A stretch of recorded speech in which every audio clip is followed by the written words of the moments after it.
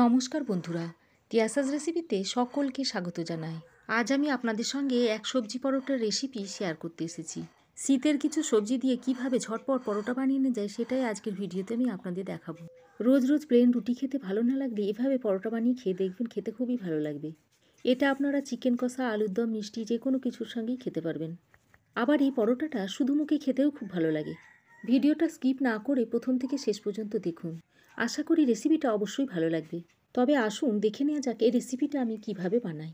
সবজির পরোটাটা বানানোর জন্য এই থালাতে আমি কিছু সবজি নিয়েছি।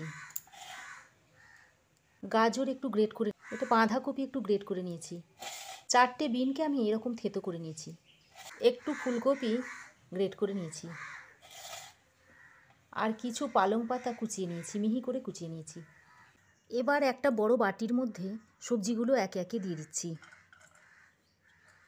প্রথমে গাজরটা দিয়ে দিচ্ছি, তারপর পালং শাকের কুচো, তারপর বাঁধাকপির কুচিটা দিয়ে দিচ্ছি, তারপর ফুলকপিটা দিয়ে দিলাম, তারপর বিনটা দিয়ে দিলাম।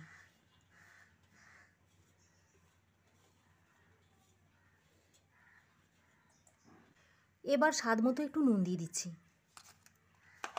একটু লাল লঙ্কা গুঁড়ো দিয়ে দিচ্ছি, হাফ চামচ জিরে গুঁড়ো দিচ্ছি, ছোটো চামচের 1 চামচ ধনে গুঁড়ো দিচ্ছি, একটু গোলমরিচের গুঁড়ো দিয়ে দিচ্ছি, ছোটো চামচের 1 চামচ হলুদ গুঁড়ো দিয়ে দিচ্ছি, 1 চামচ চাট মশলা দিয়ে দিচ্ছি, আর গরম মশলার গুঁড়ো দিচ্ছি হাফ চামচ।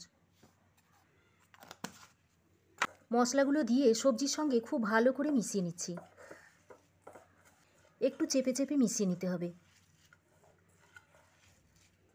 এবার অল্প অল্প গমের আটা মিশিয়ে একটা ডো বানিয়ে নেব।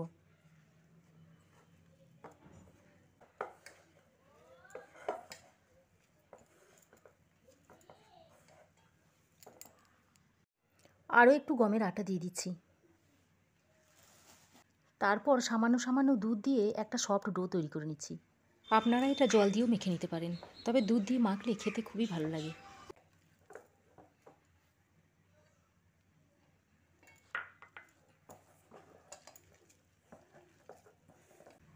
এবার উপর দিয়ে একটু তেল ছড়িয়ে দিচ্ছি। এবার ডোটা ঢাকা দিয়ে 5 মিনিট রেস্টে রেখে দেব। 5 মিনিট রেস্টে রাখার পর ঢাকাটা খুলে নিয়েছি। এবার আরও একবার ভালো করে মেখে নিচ্ছি। তারপর এর থেকে বড় বড় করে লেচি কেটে নিচ্ছি।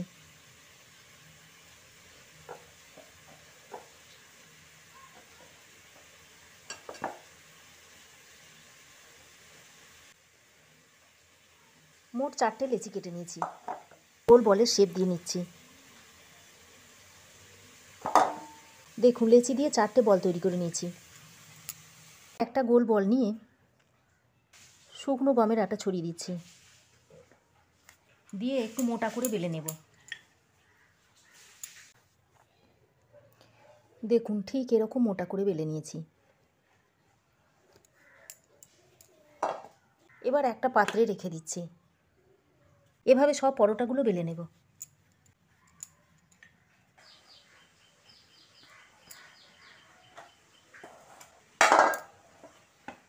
দেখুন, 4টে পরোটাই আমার বেলা হয়ে গেছে। এবার গ্যাসে একটা ফ্রাই প্যান গরম করে নিয়েছি। তারপর পরোটাটা দিয়ে দিচ্ছি। প্রথমে পরোটাটা একটু শুকনো সেঁকে নেব। পরোটাটা এবার উল্টে দিচ্ছি। এবার সাদা তেল ছড়িয়ে পরোটাটা ভেজে নেব। তবে সাদা তেলের পরিবর্তে ঘি দিয়েও আপনারা ভেজে নিতে পারেন, সেটা খেতে আরও ভালো লাগবে।